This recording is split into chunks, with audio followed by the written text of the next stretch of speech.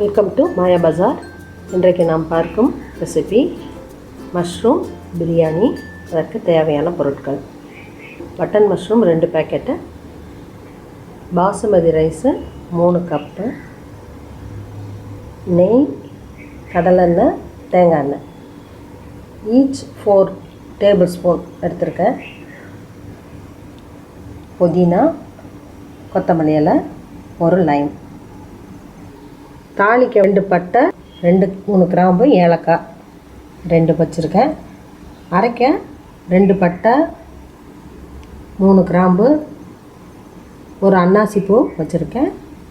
ஜாதி பத்தினி, கசகசா 1.5 டீஸ்பூன், முந்திரி 10, மிளகாய்த்தூள் 1.5 டீஸ்பூன். இதெல்லாமே அரைச்சிக்கணும்.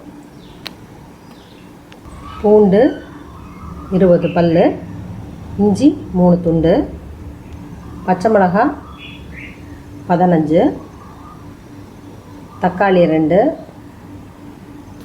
சின்ன வெங்காயம் 20, பெரிய வெங்காயம் 1-2 போட்டுக்கலாம்.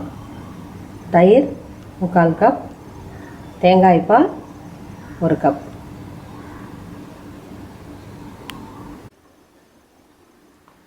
செய்முறை: ஆயில், நெய் எல்லாம் கலந்து ஊற்றிருக்கேன். குக்கரில் காஞ்சிருச்சு. பட்டை, கிராம்பு, ஏலக்காய் போட்டிருக்கேன். வெடிச்சோன்னா பச்சை மிளகாய் போடுறேன்.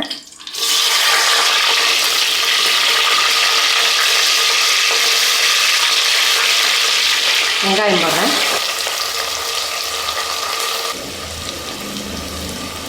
இஞ்சி பூண்டு தட்டி வச்சுருக்கேன். ஒரு 6-7 வெங்காயமும் சேர்த்து தட்டியிருக்கேன். சின்ன வெங்காயம், புதினா, கொத்தமல்லி இலை போடுறேன். தக்காளியும் போட்டேன். அரைச்சி வச்ச மசாலாவை போடுறேன்.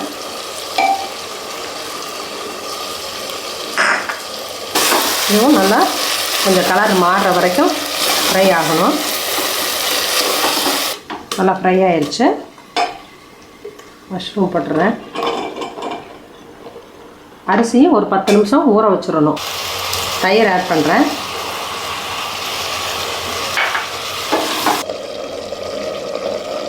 பாசுமதி அரிசிக்கு 1க்கு 1.5 ஊற்றலாம். இப்போ தேங்காய் பால் 1 டம்ளர் இருக்கிறதுனால அதையும் சேர்த்து நம்ம கால்குலேட் பண்ணி தண்ணி ஊற்றிக்கலாம். தேவையான அளவு உப்பு போட்டுக்கலாம். கொதிக்குது தண்ணி. இப்போ அரிசி போட்டுக்கலாம். அரிசியும் தண்ணியும் நல்லா கலந்து வரணும்.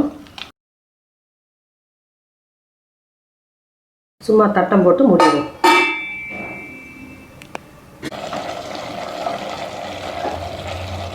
லைம் ஜூஸ் ஊற்றுறேன். இப்போ தண்ணியெல்லாம் கம்மியாகி சாதம் வந்துருச்சு. 3 ஸ்பூன் 4 ஸ்பூன் நெய் ஊற்றலாம். வெயிட் போட்டுடலாம். ஒரு 7-8 நிமிஷம் சிம்மிலே இருக்கணும். விசில் அடங்கிருச்சு.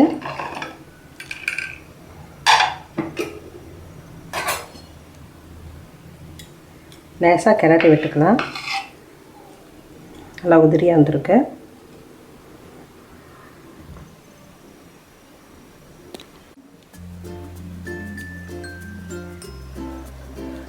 மஷ்ரூம் பிரியாணி ரெடி ஆயிடுச்சு.